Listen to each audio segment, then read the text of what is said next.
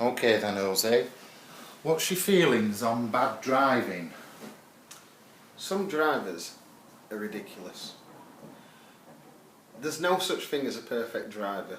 Everybody makes mistakes. I do it myself. I indicate too late. You're not sure what lane you get in. Mind you, that's a different subject. I'll come back to that later. What annoys me is people that make a mistake and then blame all of the road users for it. This is like when you pull out of a junction and you've judged the distance and they're driving at 20 mile an hour over the speed limit, catch up to you much faster than you're expected because they're not driving to road conditions, and then blast on at you as if you've pulled out on them too late. That's just daft. I mean, people pull out in front of me at junctions frequently. You just ease off the accelerator and brake a little. If you're watching road and you're actually watching what you're doing, you're driving properly, you're supposed to anticipate that anyway. So why does somebody that's speeding drive right up to the back on you at 20 mile an hour over the speed limit and then blast on at you as if it's your fault while waving two fingers and effing and jeffing? What is wrong with these people? Is the life that terrible that they've got to be aggressive towards everybody? And there's other things now. What causes that, do you think? Is it a particular person? Well, it's not men or women. It's arrogant people. It tends to be people that don't seem happy. I mean, there's no type of car. There tend to be newer cars, so I should suggest that the people that are working, generally speaking, maybe they've had a bad day at work. Maybe they're just not happy with their own home life. But I don't understand. People frequently make mistakes. People cut me up. People miss the turn and cut into my path. I mean, maybe I'm just more observant than other people, so it doesn't annoy me so much because I'm half anticipating them doing it, so I'm prepared. I think that they're the bad driver. There's no reason to blast your horn at somebody and be aggressive towards them. Do you think it reflects the personality while the driver, as a driver, to what they are in normal life? Are they an aggressive, passive-aggressive type person in normal life, or does it just change when they get behind wheel, do you think? I think a lot of people change when they get behind wheel. I think that they wouldn't dare speak to you like that. I was once pulling into the supermarket at Asda, and some woman blasted on at me, and I was only pulling into a car parking space. And I think the vehicle you drive has a different effect on the people, because I think they stereotype people, and I'll come back to that as well. Blasted on at me ridiculously. I followed her because I couldn't park where I was trying to park anyway. I don't know what she was blasting on for. I can't even remember. So I peeped on back and I went and parked, and I seen her at the supermarket, and I said, "I've got an on to you now." In other words, there was no need for that. It was out of order. Bearing in mind, I was stood with my son, who was young at the time, and her reaction to me was, "Fuck off," at the top of her voice. Really old fishwifey, commoner's muck, gobby cow. And then I retaliated with a swear word that warrants about it. I think I said something along the lines of, "You want to learn how to drive, and stop bloody swearing like that." And another woman jumped in, saying, "You can't talk like that when there's children around." I went, "She's just effed and blinded at me outside and papped on in a totally over-aggressive manner for nothing, just because I was reversing out, she wants to go where I was going. And I'm in a van. I've come and confronted her in the supermarket. I haven't been aggressive or violent or anything like that. I've just shown my dislike for her reaction. She swore in front of my child. You've only heard half a conversation and jumped in under conclusion that it's my fault." Yeah. You know, I mean, this is what I mean. It's not men and women. So do you think women are more aggressive at drivers? No, it's different. I'll tell you what it is. If you're in a van and you're driving, women are more aggressive because I think that the stereotype here is some sort of knuckle dragging, below them person. Yeah. That's where you get a lot of aggression from women. They just presume that because you're in a van that you're bullying and that you're in the wrong all the time, when it's quite clear some people don't understand highway code. The aggression you get from men is when you're in a nicer car than theirs, and it's a jealousy thing. That Yeah. I've had 3 occasions where I haven't actually been that wrong at all. We've come to an intersection, I've got right away and gone, and they've blasted on and effed and blind and raged at me for no reason. I've even turned around to the passenger and said, why are they shouting at me? I don't understand. I've indicated at the right time, I've turned corner. It's just they're jealous that you've got that nice car Yeah.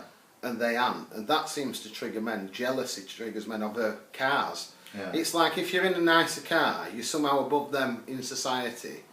So, because you're on the road and all men are equal on the road, they're going to have a go. I've had that 3 occasions where we've come to an intersection and I've pulled through, and it's my right of way, but because I've pulled through in a nicer car, I must think I own the road. I don't think I own the road, I'm just But don't following you the think highway that happens code. on the reverse as well? When you get somebody in a nicer car, they think they have got right over everyone else because they've got a nicer, faster car. Do you think that has the opposite effect, so to speak? Well, once again, it depends what vehicle you're driving. I mean, they used to say BMW drivers think they own road. Then it became the Audi drivers. But I'll tell you, nobody owns road more than a van. Because all them that will push you out of the way when you're driving in a normal car won't do it when you're in a van. Yeah. They'll suddenly decide they don't want to have a one-on-one in the middle of a junction. Even if it isn't their right way, they'll suddenly give way and wait for you to pass first. Yeah. Because they're scared that you're just going to ram them off a road in van. Yeah. So your vehicle makes a difference in how they react to you.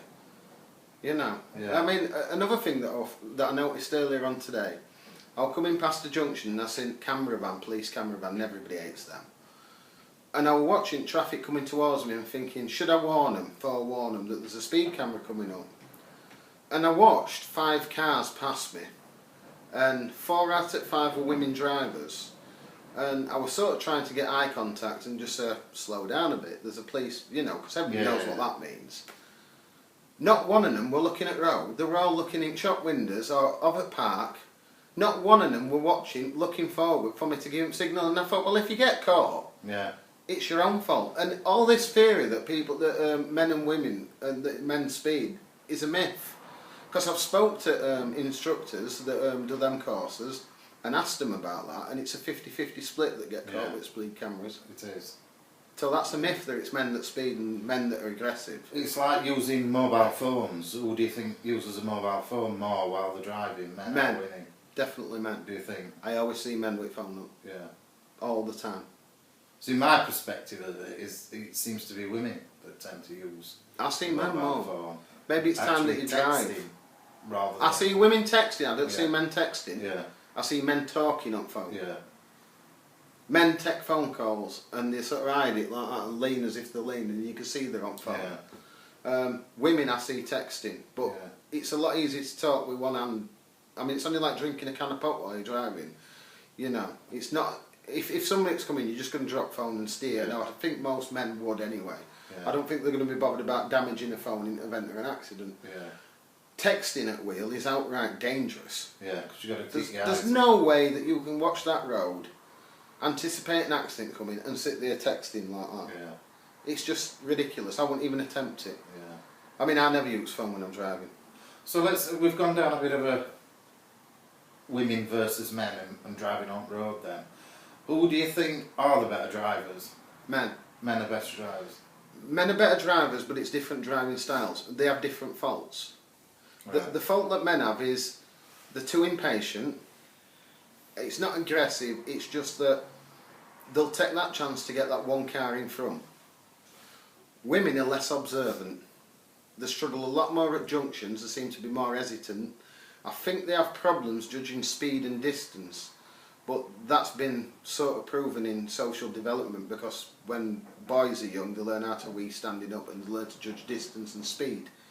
Girls don't learn that at an early age, which influences their later life. Yeah. And I think it affects your driving. It's a lot easier for a man to judge a distance and a gap and a speed just through weight. Being standing up. Yeah, Yeah. basically. And it learns you from a young age to judge distance and speed. It's not that every woman driver's a bad driver. But you think some women would probably disagree with that theory because they always typecast or stereotype a man for peeing on seat. So you're saying it's probably not as good. Well, I think we're all capable of making mistakes, and I think that's what happens in a lot of accidents. Other thing I was going to come to, I sympathise for a lot of people with this and all. When will they start marking out what lane you're supposed to be on before the roundabout, or standardise all lanes on roundabouts? Because painting a sign that you need to be in left down lane for left and straight on, and then central lane for right only, and then right lane for all the way back on yourself, 5 yards from junction, when the road's probably half a mile long, is ridiculous, because that's what causes traffic problems and accidents at the junction. Yeah. And it's not that it's set on every one. Some it's left lane, left only. Some it's, and then it'll be central lane, straight on only. When they're either going to have to mark the roads clearer or standardise all junctions. Yeah. That's what causes most of the problems at roundabouts in England. I'm convinced that's where it is. Because I am a relatively good driver. I drive all day, every day. I still get to junctions and have to take 2 or 3 seconds out of my driving, looking, scanning, thinking, what lane am I supposed to be in? And in heavy traffic, you can't see the road markings on the floor because there's cars parked over it. That is a fault with our infrastructure in England. Another thing is that's become worse is we've now started putting lights on roundabouts. Why bother having roundabout then? Why not just have crossroads with lights? To be easier. Putting lights on roundabouts is supposed to stop accidents. I bet it's not stopped us accidents at all. It can't be. I mean, I nearly got squashed by a wagon that drove straight through red lights. So, whereas if it had been a normal roundabout without lights, you'd have probably had a look. Yeah. I don't think it's made it any safer. I think you've probably got more minor accidents, especially when you come round it's 2 lanes exiting onto a dual carriageway. You can exit in the right-hand lane.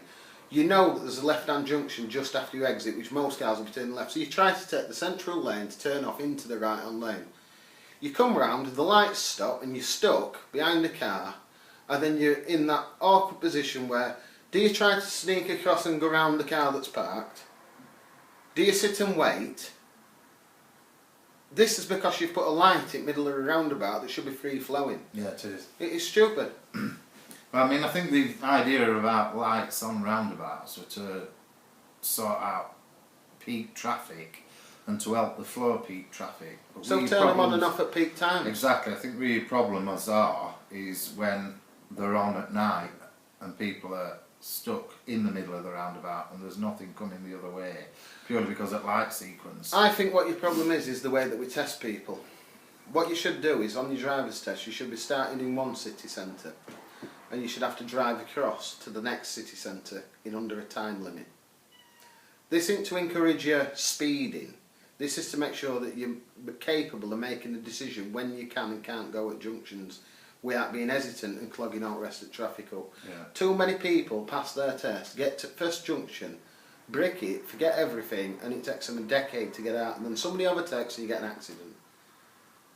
It's just somebody that's basically passed before they should pass. Yeah. Or they've not passed the test that's tested them to the ability to actually drive on the road properly. Yeah. That's what I think of drivers anyway. But worst drivers out of them all? Bike users, push bike users. Terrible. Go through red lights like they're not there. Undertake traffic. Somebody come past me today with a blinking light on that were flashing in my mirror. If somebody got epilepsy with that could cause a serious accident. So are we talking about cyclists? Cyclists. Or motorbikes? Motorbikes are a dangerous invention anyway, the way I see it. It's not really suited for infrastructure at roads in England, but you can't dictate what people can and can't drive. That's their choice.